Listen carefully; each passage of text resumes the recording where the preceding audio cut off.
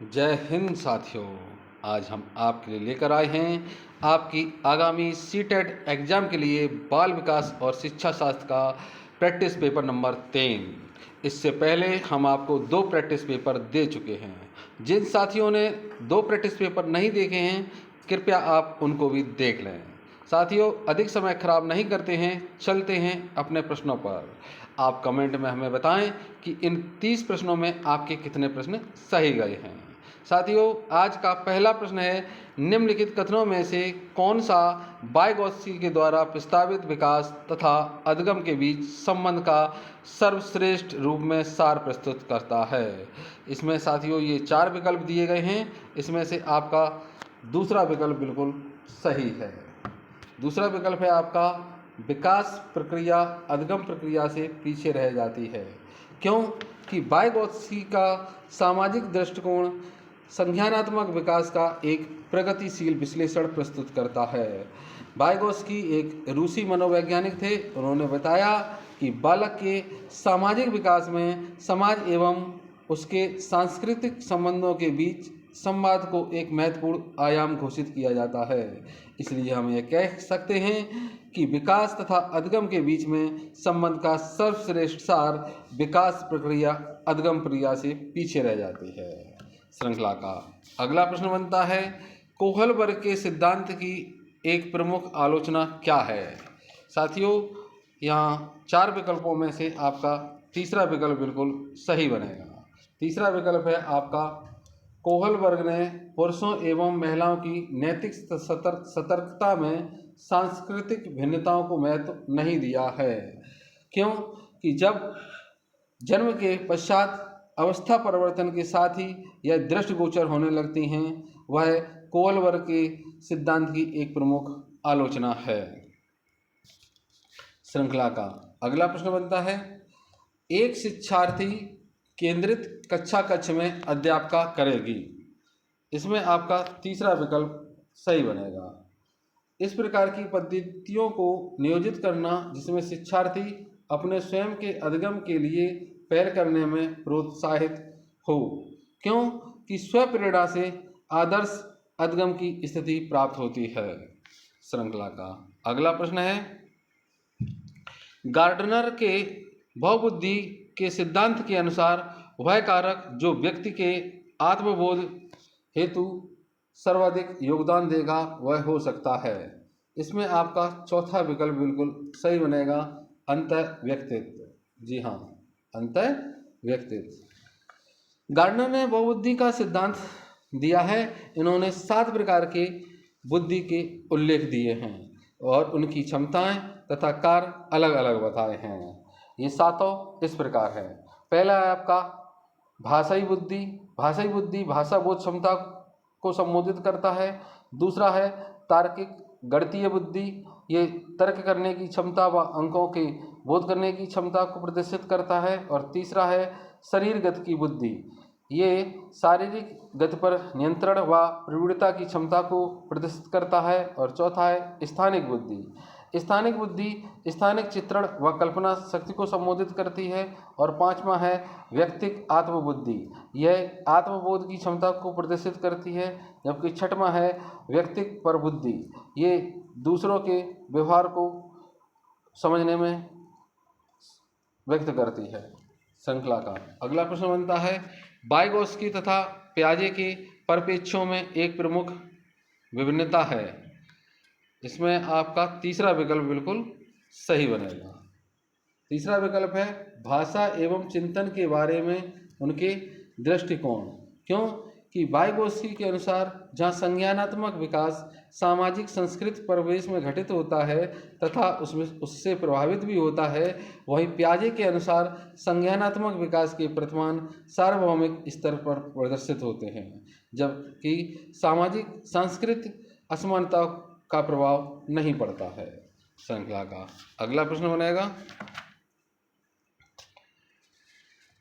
इस पर अत्यधिक वाद विवाद होता है कि क्या लड़कों एवं लड़कियों में योग्यताओं का विशिष्ट समूह उनके आनुवंशिक घटकों के कारण होता है। इस संदर्भ में निम्नलिखित में से आप सबसे अधिक किससे सहमत हैं? तो साथियों, यहाँ आपका तीसरा विकल्प सही बनता है। तीसरा विकल्प है आपका, सभी लड़कियों में कला विषयों के लिए अंतर्निहित प्रतिभा होती है, जबकि लड़के आक्रामक खेलों में बेहतर प्रदर्शन के लिए आनुवंशिक रूप से तैयार होते हैं। आपका तीसरा विकल्प सही है। श्रृंखला का अगला प्रश्न है, एक अध्यापिका यह सुनिश्चित करना चाहती है कि उसके विद्यार्थी आंतरिक रूप से प्रेरित हों, इस संदर्भ में वह करेगी। इसमें आपका दूसरा विकल्प सही है। अंतिम परिणाम पर ध्यान देने के बजाय व्यक्तिगत रूप से बच्चों की अधिगम की प्रक्रियाओं पर ध्यान देना।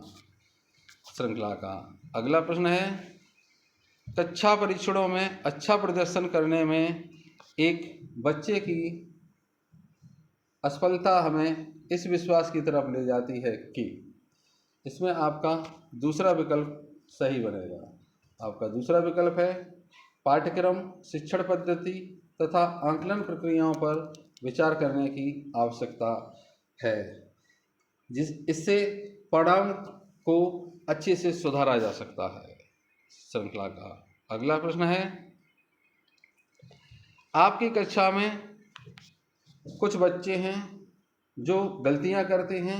इस परिस्थिति का आपके विश्लेषण के अनुसार कौन सा कथन सबसे उपयुक्त होगा? साथियों, इसका आपका चौथा विकल्प सही बनेगा। अब बच्चों ने अभी तक संकल्पनात्मक स्पष्टता प्राप्त नहीं की है तथा आपको अपनी शिक्षण विधि पर चिंतन करने की आवश्यकता है। श्रृंखला का अगला प्रश्न है, एक विद्यार्थी एक प्रकरण में मुख्य बिंदुओं को रेखांकित करती है, उसका एक दृश्यात्मक प्रस्तुतिकरण बताती है तथा प्रकरण की समाप्ति पर अपने दिमाग में उत्पन्न होने वाले प्रश्नों को प्रस्तुत करती है, वह तो इसमें आपका साथियों पहला विकल्प ही सही बनेगा। विचारों के संगठन के द्वारा अपने चिंतन को निर्देशित करने की कोशिश कर रहे हैं। आपका पहला विकल्प सही है।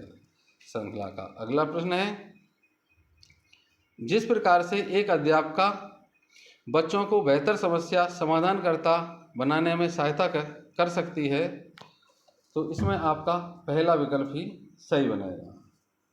बच्चों को विविध प्रकार की समस्याओं का समाधान करने के मौके देना तथा उनका हल करते समय सहयोग देना। श्रृंखला का अगला प्रश्न है, निम्नलिखित कथनों में से आप किससे सहमत हैं? ये चार कथन दिए गए हैं, तो आप किससे सहमत हैं? इसमें आपका चौथा विकल्प सही बनेगा। अधिगम एक सामाजिक सांस्कृतिक परिवेश में घटित होता है। श्रृंखला का अगला प्रश्न है, निम्न में से कौन सा बाल विकास का एक सिद्धांत है? साथियों, इसमें आपका पहला विकल्प ही सही बनेगा। विकास परिपक्वन तथा अनुभव के बीच अन्योन्याय क्रिया की वजह से घटित होता है। यह क्रिया का अपने में पूर्ण होना, इसके आधार पर नवीन क्रिया सीखी जा सके, परिपक्वता कहलाती है। परिपक्वता अनुभव व अधिगम के फलस्वरूप आती है और इसी से मनुष्य का पूर्ण विकास होता है। श्रृंखला का अगला प्रश्न है, प्रकृति पालन पोषण वाद विवाद के संदर्भ में निम्नलिखित कथनों में से कौन सा आपको उपयुक्त प्रतीत होता है? इसमें आपका साथियों तीसरा विकल्प सही बनेगा। तीसरा विकल्प है आपका, वंशानुक्रम तथा परिवेश अभिन्न रूप से एक दूसरे से गुथे हुए हैं और दोनों विकास को प्रभावित करते हैं। श्रृंखला का अगला प्रश्न है, समाजीकरण एक प्रक्रिया है। इसका आपका पहला विकल्प सही है। मूल्यों, विश्वासों तथा अपेक्षाओं को अर्जित करने की, क्योंकि समाजीकरण वह विधि है जिसके द्वारा संस्कृति को एक पीढ़ी से दूसरी पीढ़ी तक हस्तांतरित किया जाता है। इसके माध्यम से मानव अपने समूह समाज के मूल्यों, रीति रिवाजों, लोकाचारों, आदर्शों तथा सामाजिक उद्देश्यों को सीखता है। श्रृंखला का अगला प्रश्न है, प्याजे अनुमोदन करते हैं कि पूर्व सक्रियात्मक बच्चे याद रखने में असमर्थ होते हैं। निम्नलिखित कारकों में से किसको उन्होंने इस असमर्थता के लिए जिम्मेदार ठहराया है? इसका आपका तीसरा विकल्प सही बनेगा। विचार की अनुक्रमणीयता। अनुक्रमणीयता मतलब पलट ना सके। क्यों? कि बालक मानसिक क्रम के प्रारंभिक बिंदु पर पुनः वापस न लौटे।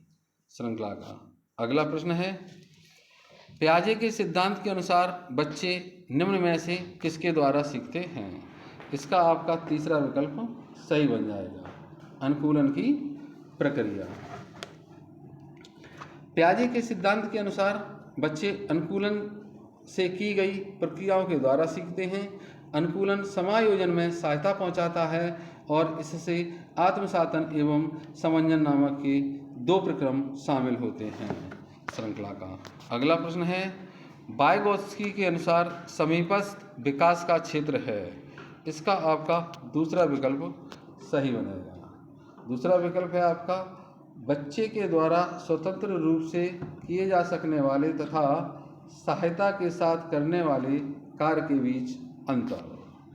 श्रृंखला का अगला प्रश्न है, एक बहुसांस्कृतिक कक्षा कक्ष में एक अध्यापिका सुनिश्चित करेगी कि आंकलन में निम्नलिखित में से सम्मिलित हों। तो इसमें आपका चौथा विकल्प सही बनेगा, अपने विद्यार्थियों को सामाजिक सांस्कृतिक पृष्ठभूमि। श्रृंखला का अगला प्रश्न है, एक उच्च प्राथमिक विद्यालय के संरचनात्मक कक्षा कक्ष में अपने स्वयं के आंकलन में विद्यार्थियों की भूमिका में निम्नलिखित में से क्या देखा जाएगा?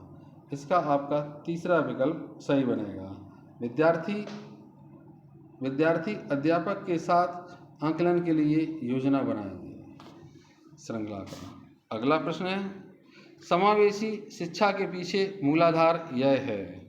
इसका आपका पहला विकल्प ही सही बन जाएगा। समाज में विभिन्नता है और विद्यालयों को इस विभिन्नता के प्रति संवेदनशील होने के लिए समावेशी होने की आवश्यकता है। श्रृंखला का अगला प्रश्न है, निम्नलिखित में से कौन सा तरीका अध्यापका के द्वारा एक सृजनात्मक बच्चे की पहचान करने के लिए सर्वाधिक उपयुक्त होगा? इसका आपका चौथा विकल्प सही बनेगा। आपका चौथा विकल्प है, बच्चे को विस्तृत रूप से अवलोकन करना, विशेष रूप से उस समय जब वह समस्याओं को हल कर रहा होता है। श्रृंखला का अगला प्रश्न है, एक अध्यापिका समाज के वंचित वर्गों से आए बच्चों की आवश्यकताओं के प्रति प्रतिभाशाली तरीके से प्रतिक्रिया निम्नलिखित द्वारा कर सकती है। इन चारों विकल्पों में से आपका दूसरा विकल्प इसका सही है। विद्यालय व्यवस्था तथा स्वयं के उन तौर तरीकों के बारे में विचार करना जिनसे पक्षपात एवं रूढ़िबद्धताएं झलकती हैं। श्रृंखला का अगला प्रश्न है, अनुबंधन से पता चलता है कि विद्यार्थियों में अनेक स्तरों पर विविधीकरण पाया जाता है। उच्च प्राथमिक स्तर पर इनमें से कौन सा विविधीकरण का एक उदाहरण नहीं है?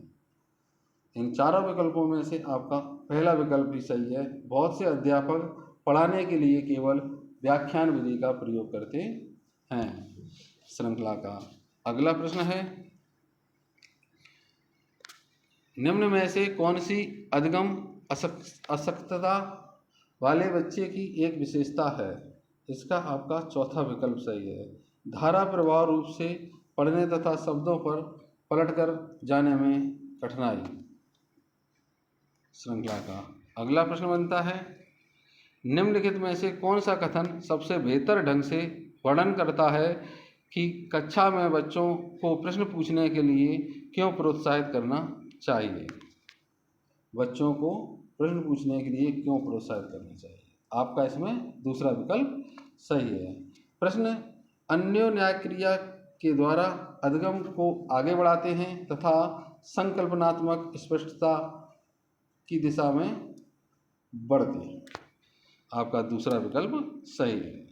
श्रृंखला का अगला प्रश्न है, निम्नलिखित में से कौन सी आंकलन पद्धति विद्यार्थियों की सर्वोत्तम क्षमता को पोषित करेगी? आपका इसमें दूसरा विकल्प सही है। जब संकल्पनात्मक परिवर्तन तथा विद्यार्थियों के वैकल्पिक समाधानों को आकलन की विभिन्न विधियों के द्वारा आकलित किया जाता है। श्रृंखला का अगला प्रश्न है, एक बच्चे को सहारा देने की मात्रा एवं प्रकार में परिवर्तन इस बात पर निर्भर करता है। आपका इसमें तीसरा विकल्प सही है। बच्चे के निष्पादन का स्तर। श्रृंखला का अगला प्रश्न है, उच्च प्राथमिक विद्यालय की गणित अध्यापिका के रूप में आप विश्वास करती हैं कि? आपका इसमें पहला विकल्प सही है। विद्यार्थियों की गलतियां उसके चिंतन में अंतर्दृष्टियां उपलब्ध कराती हैं। क्यों कि विद्यार्थी गणित की कक्षा में सामान्यतः कुछ गलतियां करके ही सीखने की कोशिश करता है। श्रृंखला का अंतिम प्रश्न है, इन कथनों में से आप किससे सहमत हैं? इसमें आपका तीसरा विकल्प सही बनेगा। आपका तीसरा विकल्प है, एक बच्चे की असफलता व्यवस्था तथा बच्चे की प्रतिक्रिया करने में इसकी असमर्थता का एक प्रतिबिंब है। ये आपके 30 प्रश्नों की पेपर सेट था। साथियों, कमेंट में आप हमें ज़रूर बताएं कि इन 30 प्रश्नों में आपके कितने प्रश्न सही गए हैं। यह प्रैक्टिस पेपर आपके आगामी एग्जाम में बहुत ही सहायता करेगा।